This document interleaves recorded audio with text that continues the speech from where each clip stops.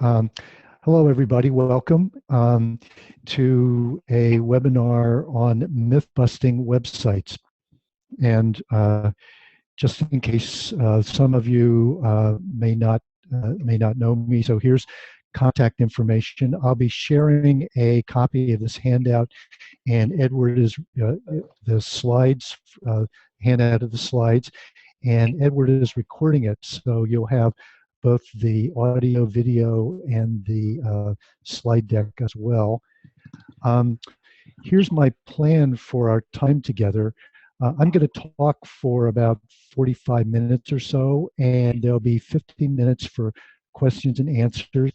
You can ask questions through the Zoom control panel, and Edward has agreed to answer questions. Sometimes I don't see them, or remind me if questions are coming in. Sometimes I don't see them. We'll have some time at the end, but if something comes up during the presentation, I'm happy to stop and take questions then.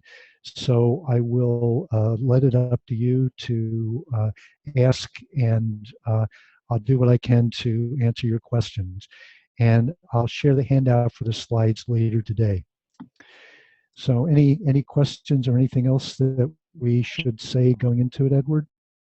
I think unless anyone else has a question, we are all set to go. All right. Are there any questions about the questions? Okay, here we go. So myth or reality? What we're talking about today is a research project that we did last year, and this project follows on one that we did in 2015, and they're very closely related.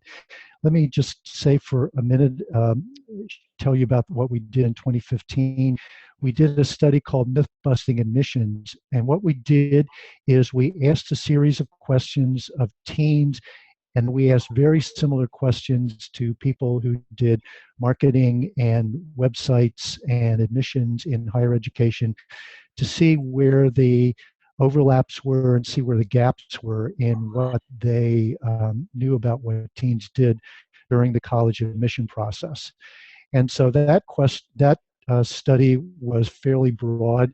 We looked at things like how teens used print, what they did with their devices, how they used social media, and how they used the web in general. And then in 2016, we did something, we took that process that we had developed and we applied it to websites, and we did a really deep dive into how teens used higher ed websites in their college search and choice process.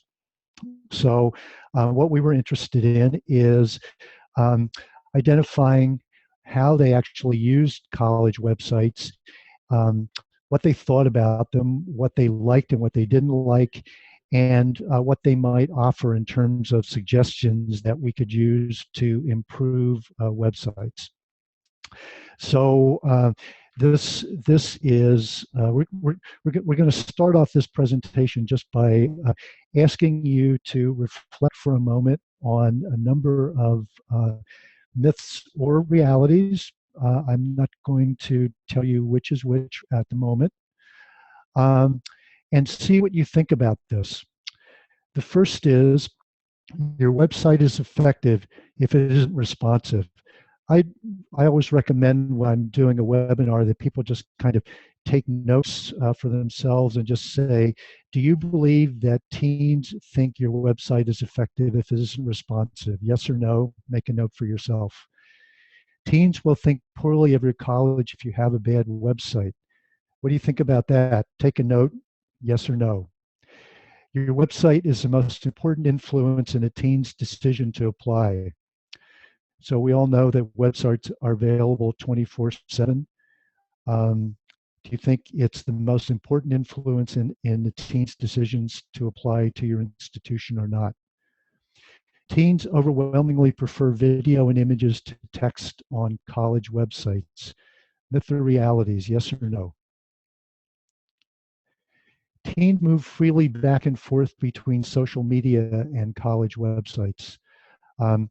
If you've heard some of the workshops that I've done over the years, I've talked about how everything is connected to everything else? Do you believe that teens do that or not?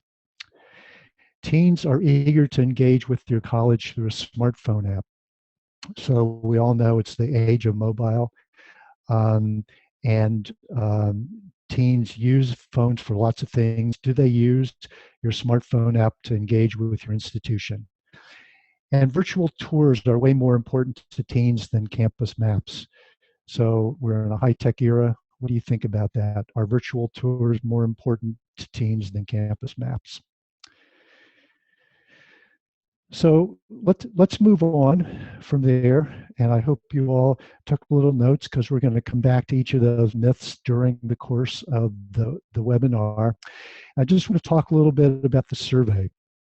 The demographics, just for your information about professionals, remember that this survey that we developed the survey for teens, and then we asked very similar questions of professionals in higher education, including admissions, marketing, and higher ed web professionals. So we developed the questionnaire for the teens first, but we administered a very similar survey to professionals. And from a demographic standpoint, the professionals we surveyed worked across multiple functions, so marketing, communications, web, social media, admissions. It's a fairly good cross-section of people who relate to teens online through the web. Our breakdown was 40% public, 20% private, 33% liberal arts colleges, community colleges, and professional schools. So a fairly good mix. 50% have worked in higher ed for 5 to 15 years. And I should also add that these are US-based professionals. We didn't have much representation from internationals. And there were about 600 responses, 596 to be precise, included in our final report.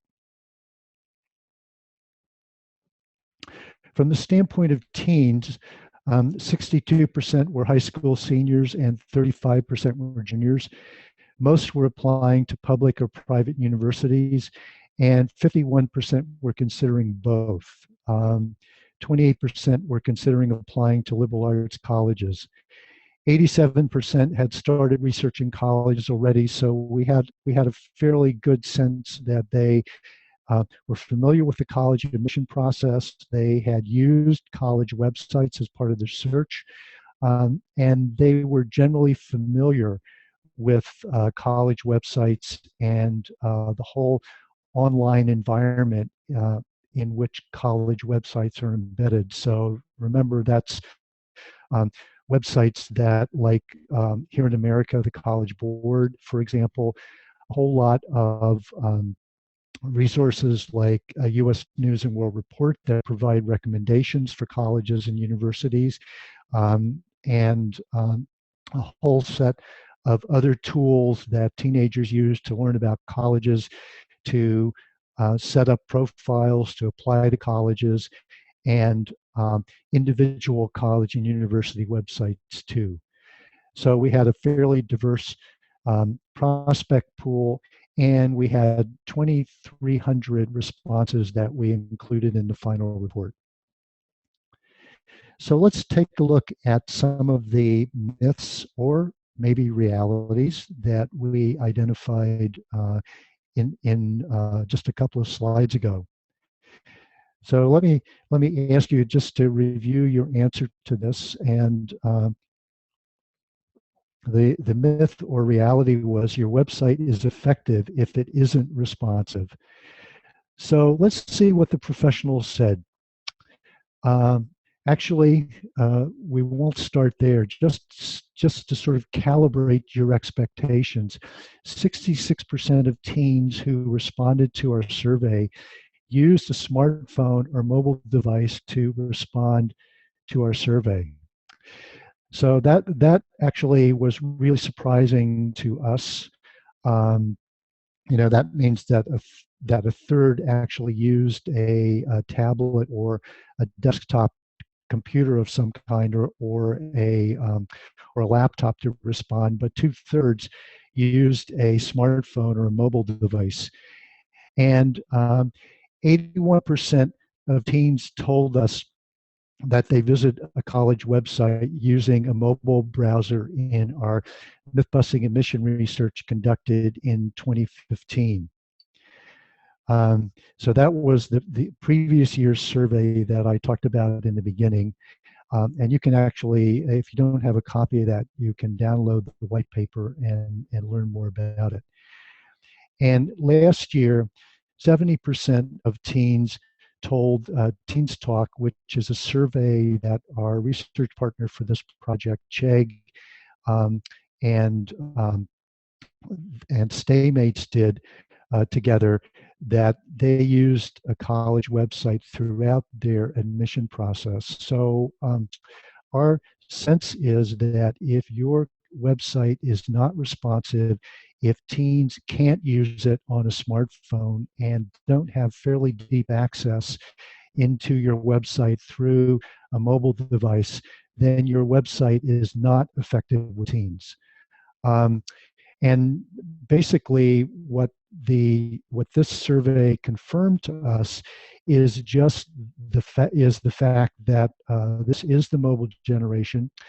That if colleges want to be effective with teens, their websites absolutely have to be mobile, have to be responsive, and we're starting now to see a lot of institutions actually go to a mobile first design when they're redesigning their website. So they'll design for a phone first, and then they will expand the viewport to other views as they work out their design template.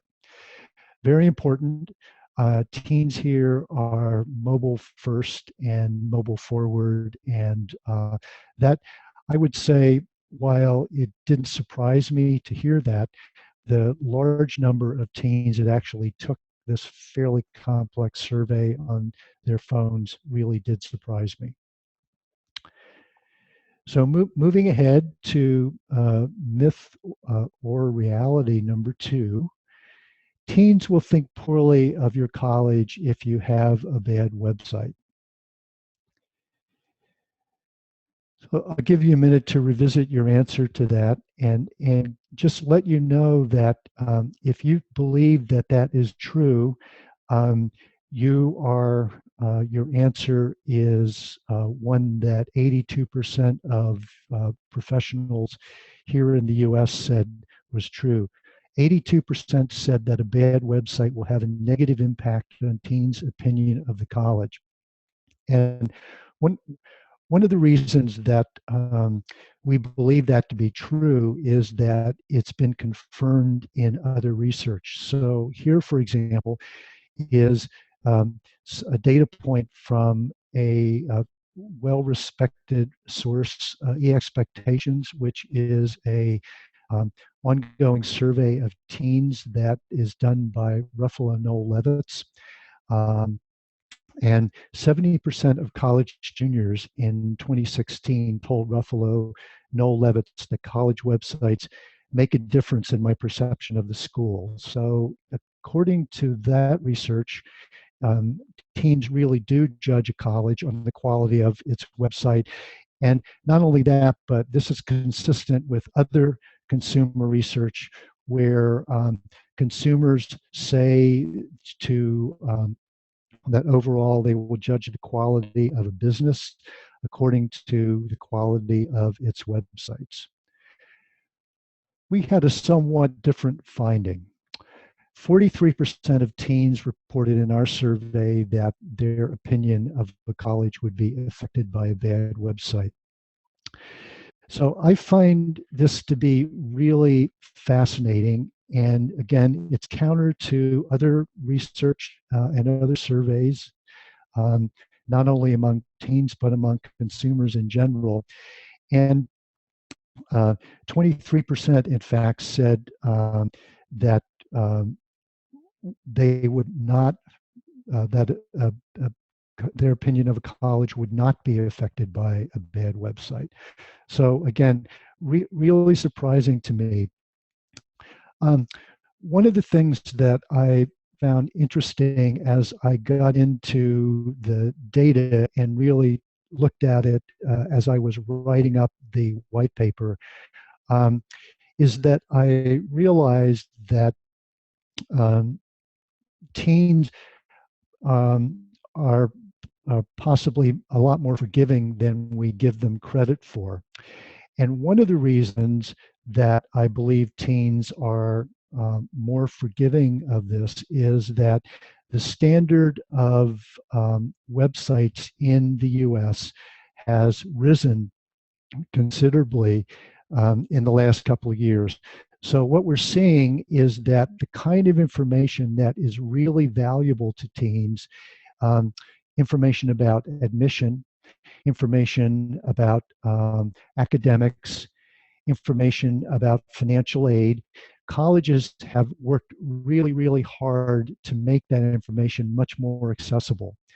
And so the kind of information that teens need to make a decision about which colleges are going to apply to and which colleges ultimately are going to fall off their list as they're accepted to institutions is much easier to find and much easier to use than it used to be. We asked teens what are the hard to use areas of higher ed websites, and this is what they told us. Um, if you look at this list here, the information, as I said, the academic information, the tuition costs, and aid information is relatively easier to use. Admission and application process, again, relatively easier to use. And I believe that by the time um, teens have made a decision about specific colleges that they feel committed to, including in a small set of institutions that they're interested in attending, they've gotten to the point where they're used to the website and they're willing to put up with an interface that is maybe less than appealing and information that is harder to find. So they're more forgiving than we might have imagined them to be. This isn't by any means a call to say that we shouldn't be looking at improving our websites and making them easier to use, because we all know how important user experience is to visitors to our websites. It's just to say that this is an explanation for a finding that all of us considered to be very surprising. So let's move on to another myth, or maybe it's another reality. Your website is the most important influence in a teen's decision to apply. What do you think about that?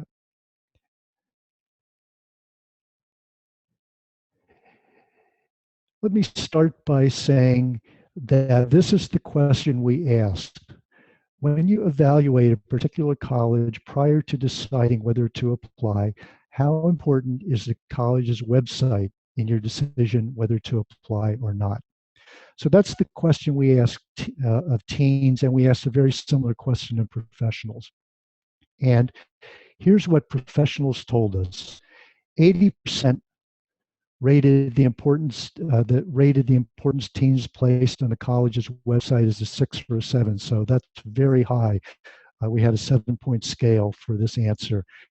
And just as a point of comparison, NACAC, which is the National Association for College Admission Counseling, the association here in America that serves counselors and admission and enrollment professionals, college counselors on high school campuses, um, and college admission and enrollment professionals, um, shared research last year with the responses to the 2015 State of College Admission. And the professionals who responded to that survey attached considerable importance to websites as an undergraduate recruitment strategy. It ranked first in a list of 17 strategies, and it ranked higher than email or higher than hosted campus visits. And one of the things that enrollment professionals here in America say is that if you can get a prospect to actually visit campus, if they actually take that step, um, you've got a very, very good chance of landing that prospect. So here, it's really important for a website to close that loop, to actually make it enticing for a prospect to come to campus, because that's where the actual sale is made. So 37% of teens ranked a college's website as 6 or 7 among sources of information. Again, 6 or 7, that was the top of the scale for this survey. And only slightly more than a third of teens said that a college's website was highest among the sources of information. So what are we to make of that? Again, I had a lot of time to think about this when I got into the data and was writing up the findings for our white paper. And here's something that I wanted to share with you. This is research from data. This is some data from research that our partner Chegg did with Staymates as part of the Teens Talk survey that really stepped back to look at a lot of enrollment and admission factors for teens applying to colleges and universities. And the important line to look at here is the top line, which is actually related to the college's website. And what this figure does is it tracks the sources of information that teens did or would use during each phase of the college application process. So in the bottom of the figure, you see the initial research that's over on the left. You can see decided to apply. You can see what happens when they apply, and you can see what happens when they're admitted. And you can see how um, different sources of information, the dark gray line, for example, are the college ratings websites. And here in America, that would be US News and World Report. In the UK, that might be um, the league tables. And I'm not sure what the Swiss equivalent is, but it's basically, websites that rank different colleges and universities that teens are using to help them make choices about the institution that's right for them. Notice one thing about the red line at the top, which is the college's website. So while the college's website isn't the single most important um, factor in a teen's decision to apply to a certain college, it is persistent throughout the process, throughout the application, the decision-making process, down to the actual admitted to the actual process of admission. So throughout that process, the college website is far more important than any other single source of information, and it's also persistent. So I think that that to me says that the website is incredibly important. Um, Even though it's not the most important source of information, it's incredibly important because it's persistent throughout the process. And teens know that they can consult the website to find information that they need at any stage of the process. And not only can they, but in fact they do. They do consult the college website. So I think that is that that's an explanation of why we got the response that we did, given the question that we asked. So let's just pause here, Edward, and see if there are any questions so far.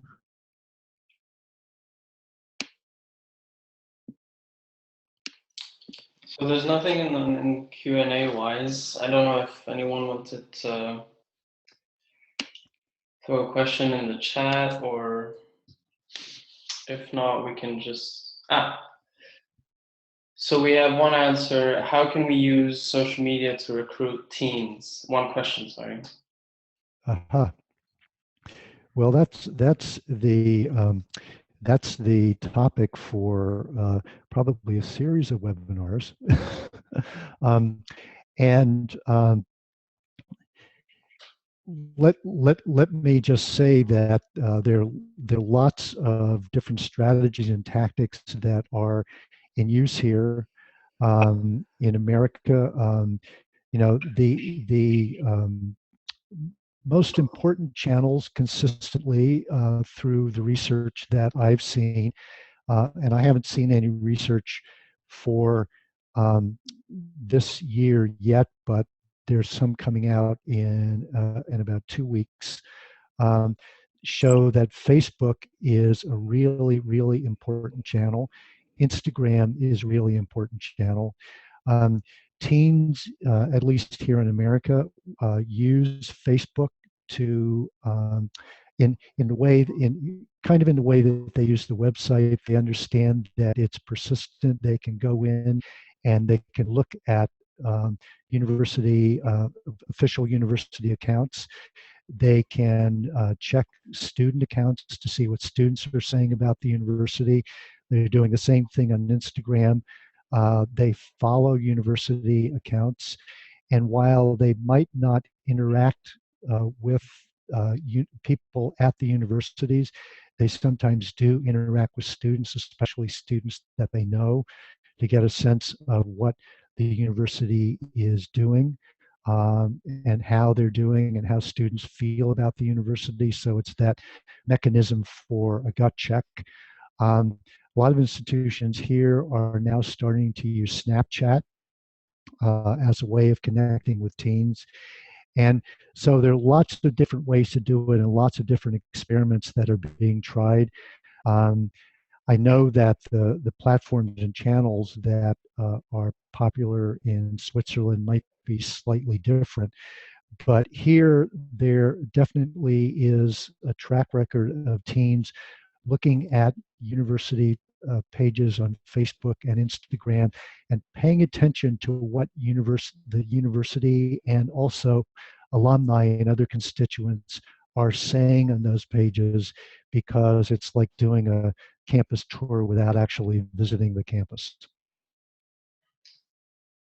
We have another question also regarding the biggest obstacles for teenagers when they're on an .edu website. The biggest obstacles for a teenager, well, I would say that one of two of the things that we heard from teens is if you think back to that.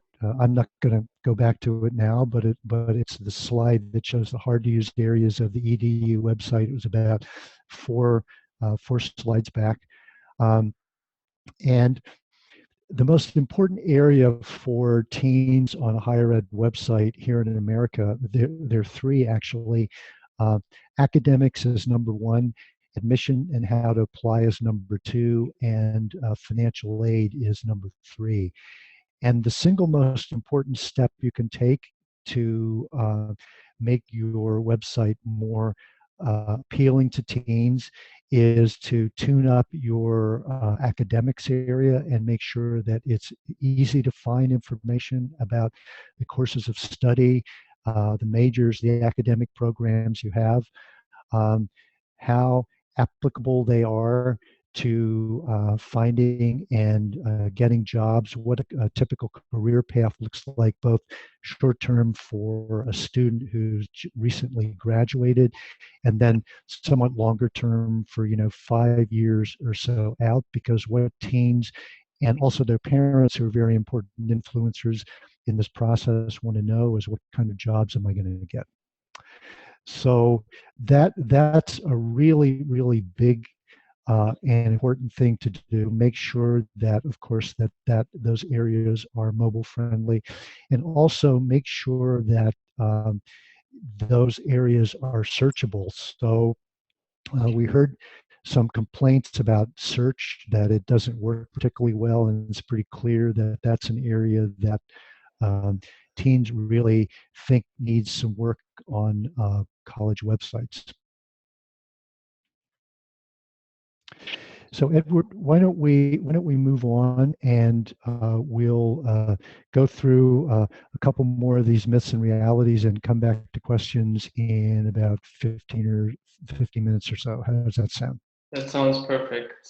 We don't have All any right, other questions for now, so that good. All sounds. right, there we go. So the next myth or reality, teens overwhelmingly prefer video and images to text on college websites.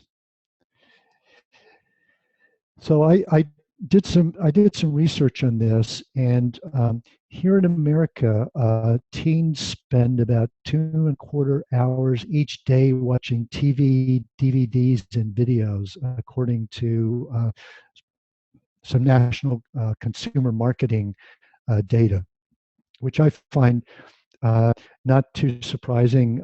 I've got a teen in my house, and I know I have some idea of what she does, and she's spending a lot of time looking at her screen, and it's not just chatting with friends. It's also consuming a lot of video, and she streams TV shows, she streams videos, she streams movies, and she watches a lot of YouTube. And if she wants to know how to do something, of course, she finds instructions on YouTube and learns how to do something from watching a YouTube video. I've actually seen her cook and watch her follow a video on her phone. So we all know that teens do this and that they consume a lot of video as part of their media diet. In fact, 76% of professionals said that teens prefer video to text and images on higher ed websites. So you'll be very surprised, as I certainly was, to learn that in response to our survey, 40% of teens said they prefer video content to text. So just take that in. 40% said that they prefer video content to text. And I want to show you um, their responses, because I think you'll find them interesting. The specific question we asked was, how does a prospective student, or how do you, a teenager, prefer to consume content on a college's website? Please select up to 3. And so that's what teens said. They prefer texts and articles by a fairly significant percentage. And here's what they said about videos. That's the number I just shared with you. So what do you make this? Um, Here's what I think, and let's see if this makes sense to you. I believe that teens, in the way they use college and university websites, are a lot like me. Um, and the clearest example I can think of is if I'm going to make something for dinner tonight, and it's something that I don't ordinarily make. Let's say a mole, which is a kind of stew from Mexico, that requires a lot of different spices and chilies and stuff like that. So if I want to put together my shopping list and make sure that I have everything I need to make this dish that I'm not used to making, I don't want to spend 6 minutes watching a video that tells me how to make mole. I want to go and I want to find a mole recipe, and I want to look down the list: chicken, yes; um, adobo chilies, yes; chipotle chilies, yes. All these ingredients that I might not have in my kitchen. Put together a shopping list, go to the store and buy it. Maybe when I go to actually prepare that dish, there's steps in it that I might not be familiar with, and then I'll look at a video to make sure that I know how to blend the chilies together, or stir them into the mixture, or maybe near the end add chocolate to the mixture and stir it to make sure that it comes together in the right way. But I'm not going to do that when I'm just looking for very simple, basic information. And I think that teens, by and large, use our websites in exactly the same way. when they're making a decision about their college search, when they're making a decision about what college is right for them, they're probably not going to stop to use videos. The questions they have are, does it have my major? What's the college like? Can I get in? Can I afford it? And they want to look at photographs to give them a sense of what the institution looks like. They want to look at headlines and subject lines. They want to skim text, and they'll make a decision about whether this institution is right for them based on what they learn. If they decide that it is, or if they have questions, they might click through to an academic major. They might watch part of a video of a professor teaching a class, or students talking about how great a professor is, or a student talking about a research project that she did. But they're not going to click on that video when they first come to a web page, because they don't know whether it's worth their investment, worth their time, and whether it's going to answer their questions. So that's my summary of why I think we got the answer that we did. It doesn't mean that teens don't value videos. It doesn't mean that videos on your website aren't important. It doesn't mean that teens don't watch them. It just means that you have some work to do if the areas of your website that are really important to teens aren't up to snuff and don't really do a good job at enticing them to dive into your site in more detail to learn about your institution. So keep the videos coming, but make sure that you have paid a lot of attention to the text around your academic programs and majors to give a clear sense of what's happening on your campus.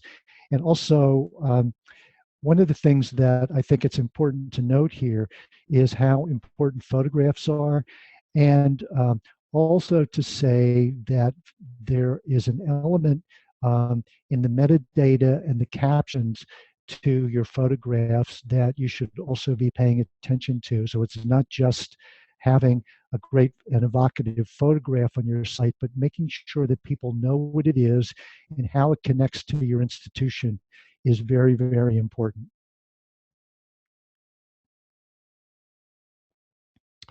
So there was a question earlier about social media. Teens click through to your site from social media websites and vice versa.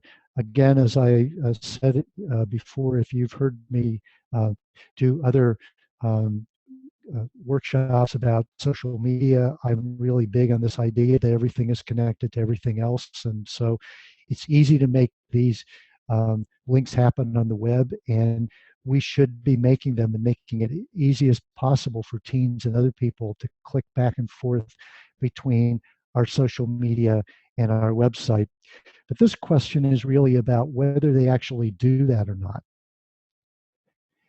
And here's here's what it looks like, and you'll notice that um, there are some disconnects here between what professionals think teens do. The professionals are the blue bars, and teens are the green bars.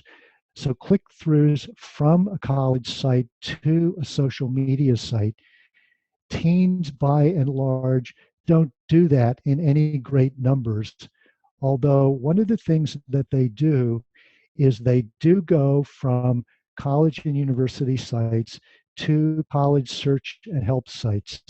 So the important thing to note about this question is we ask them if they do this when they are researching colleges. So that's the stage in their process when they're looking at maybe 3 or 4 different institutions and they're trying to decide, should I apply here? Is this one right for me?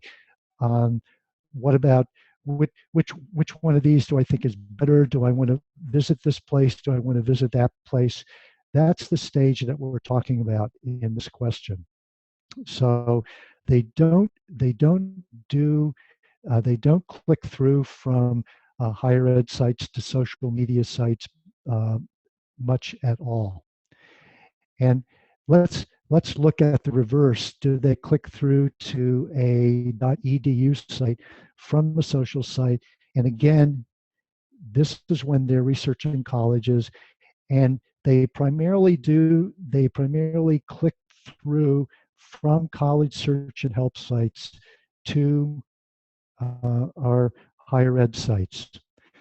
So I want to just reinforce what I said in the answer to that question before, Edward, that teens do use Facebook, they do use Instagram, they do use other social media to research colleges and universities. It's really important to them, but they're not clicking back and forth between those sites and um, university sites, or from university sites to social sites.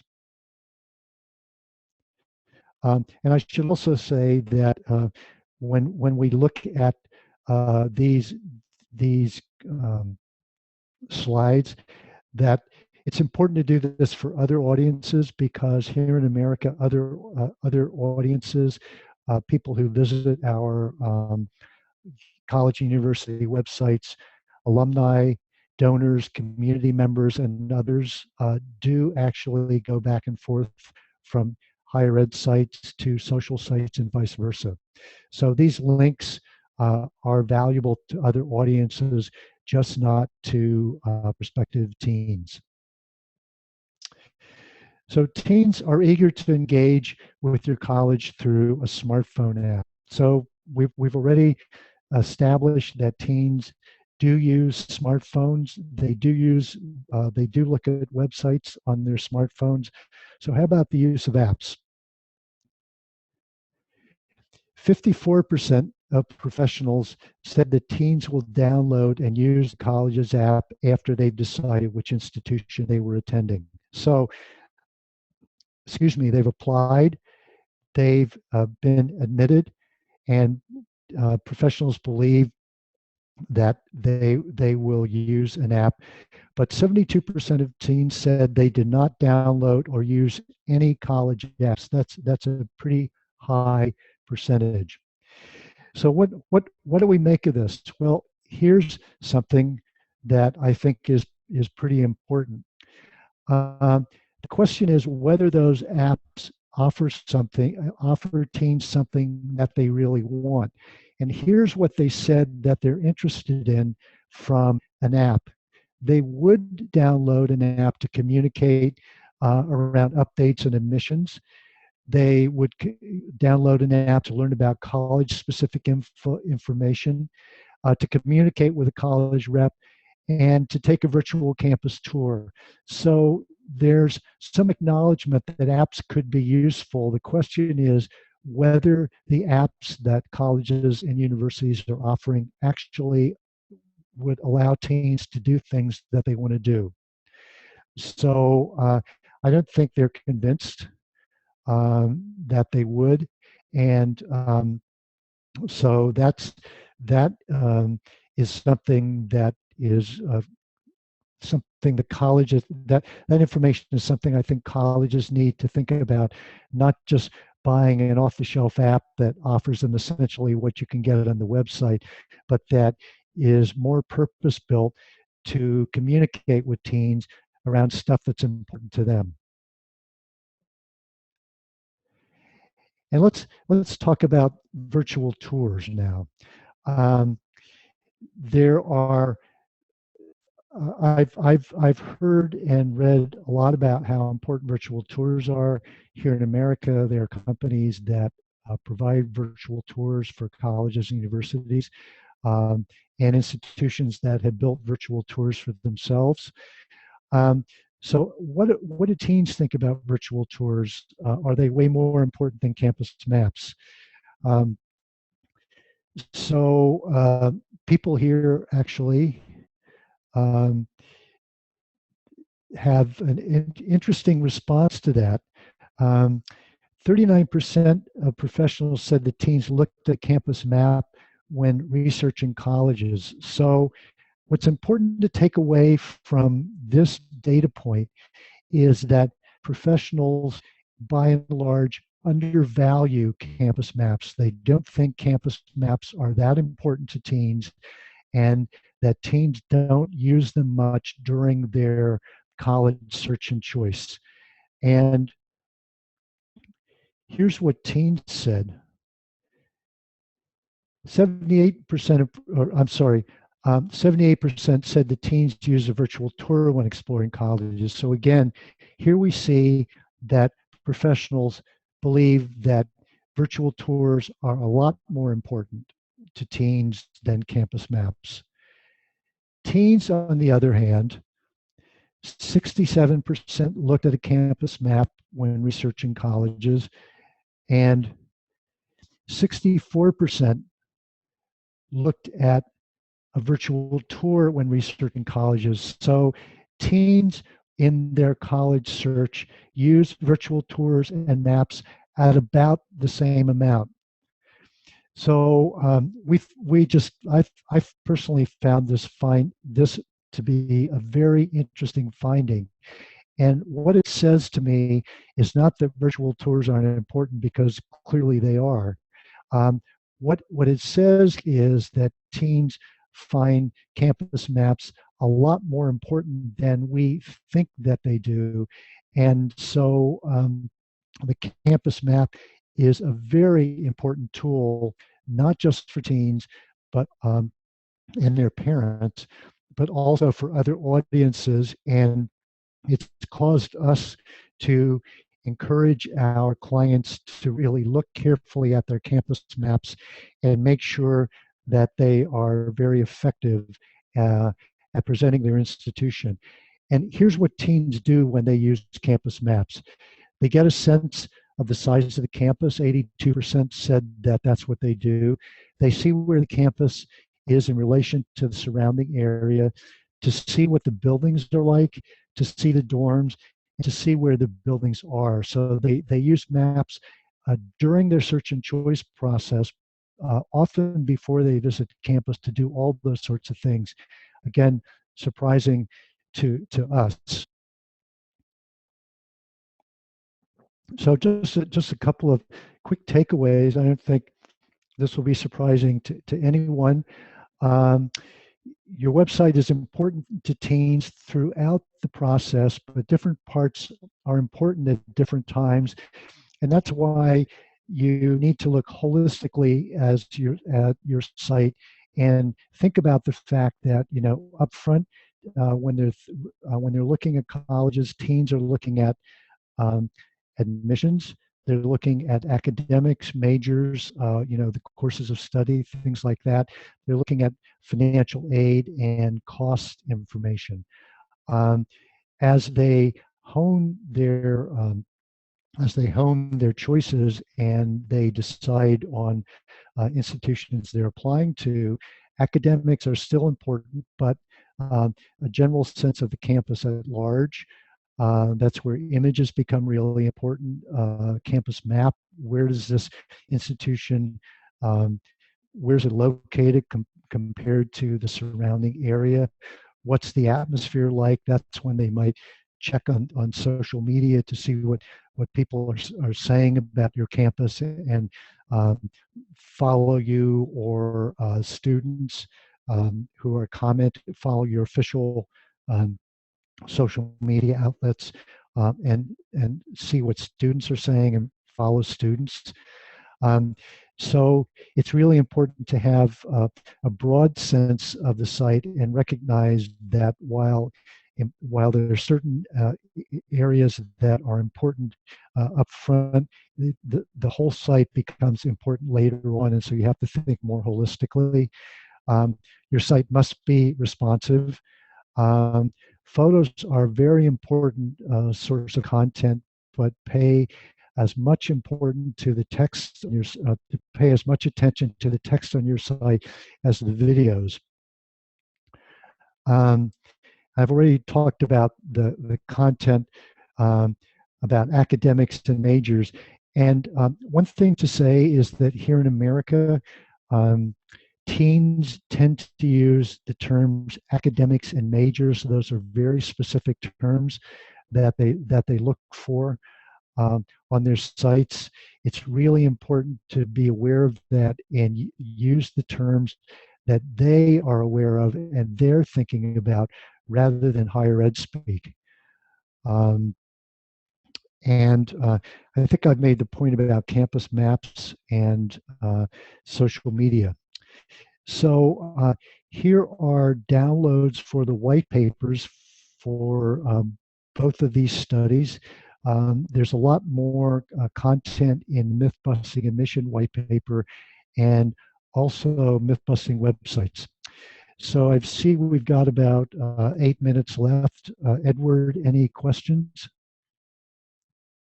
So far on my side, there's no questions. But maybe one that could interest our audience in terms of, finding these keywords that prospective students are looking for on the website. Could you recommend any tool, maybe, Google Analytics or anything else, or the teams in Switzerland to kind of monitor those keywords in Switzerland and potentially in French or German? Well, Google Analytics is a good tool, and it's one that a lot of institutions use. So I think I think that's a good bet. Um, and it's probably the most widely used tool here in America. Right. Just for your information, I thought I'd share. This is what we asked teens and professionals what their what they thought were the best college and university websites, and here's what professionals said, and here's what teens said. So here's what professionals said, and here's what teens said. And I'll toggle back here one more time. And let me just say, usually one of the things that I do when I'm presenting this to a live audience is we have a pretty robust discussion about these two slides, and maybe because it's harder to do that in this context, let me just share that this list includes a lot of institutions that have won major design awards in America. So the professionals are looking at places like Columbia College and Boston University and Johns Hopkins because they know them as award winners.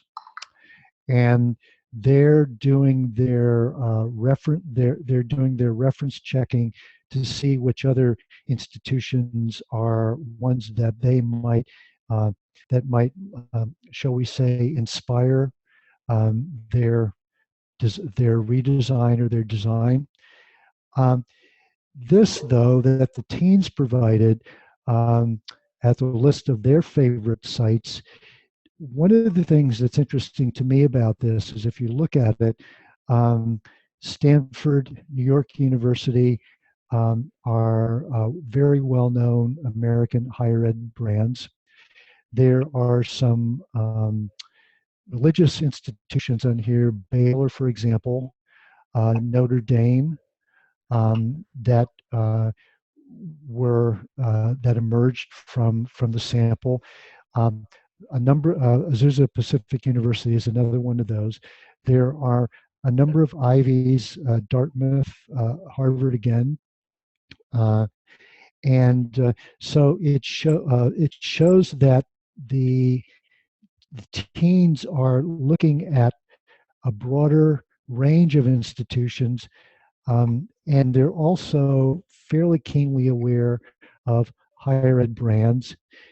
Another thing I would say is that a number of these institutions are state-supported institutions. So what that means to prospective students here in America is that if those institutions are within their own state, they're going to pay less to go to college there. And so that's a really important consideration for them. So we have two more questions. The first one was regarding parents and whether a university website should have a parent section, and maybe, what key contents would they be interested in? Well, that's a really great question, and the answer is yes. Um, here in America, parents are really, really important influencers, and I'd be surprised if that's not the case in Switzerland as well. Um, so there are there are a lot of questions that parents have that are similar to what the questions that teens are asking, but a couple of key things, and one is outcomes. Uh, Teens don't necessarily think about outcomes. We worked with a major university a number of years ago, and one of the interesting things about the research that we saw from that university is that a teen in the 15 to 17 to 18-year-old um, age range um, didn't understand the value of that particular university's brand. It didn't understand that when when she was a student there or an alumnus, that she would be able to make contact with, a secretary of state, an ambassador to another country, or someone who is working for an investment bank in Zurich if she wanted to do an internship there. So that they didn't understand the value of those sorts of connections, but parents certainly do. So they need um, messages about outcomes. They need messages about the kind of connections that their child will be able to make as part of this, uh, as part of their education there, and also a sense of what the work at the university will enable their child to do. So I think those are some really important considerations for parents. Thank you. And we have one last question regarding the social media efforts, because as you can imagine, universities, they have different faculties, they have different branches. There's a bachelor's program, a master's program. Mhm. All of these can create separate sets of identities. Would you recommend still streamlining social media efforts or segmenting in terms of each program or branch? Well, the fact is that prospective students, if they're interested in business, for example, they'll find and they'll look at those social media accounts for the School of Business or the Faculty of Engineering or the departmental social media accounts. And I know that some of them will be very well done and others won't. But that's just the way it goes. Um, there's some real value to uh, a coordinated university-wide social media account that can um, amplify those messages from faculties and departments when they're effective, important, and well done and fit into the university's overall mission. So I think it's important for universities to remember that you can leverage the work that's done in those faculties um, and retweet or post or share um, important and significant posts. Um, but it's important to have those centrally managed accounts that are regularly updated, and where people know that they can find reliable information and engagement, because not every faculty is going to do that. Right, yeah. All right, Great. looks So we're out of time. Thank you so much. thank you. And so for the audience, I'll be sharing the slides and the recording on the website, and you'll get an update as soon as it's up there. Okay, I'll share out the slides later today with you, Edward, and you can post them as. All right. Thank you very Thank you very much. much. Take care. Bye bye. Thank you, everyone. Bye. Bye-bye.